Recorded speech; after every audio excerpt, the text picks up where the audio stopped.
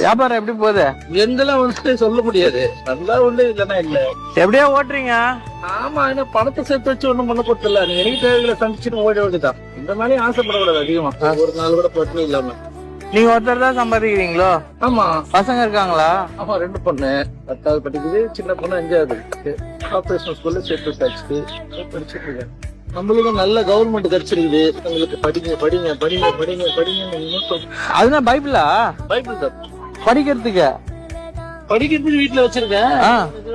யாரா தெரியாதவங்க வந்து அவனுக்கு கொடுப்பேன். அதை பத்தி சொல்லு.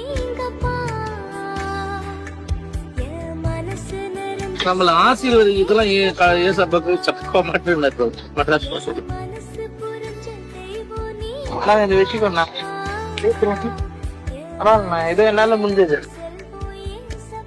பாப்பண்ணா, திரும்பி பார்க்கலாம். நன்றிப்பா. கடவுள் எதுக்கு அமைச்சிருக்கிறாரு.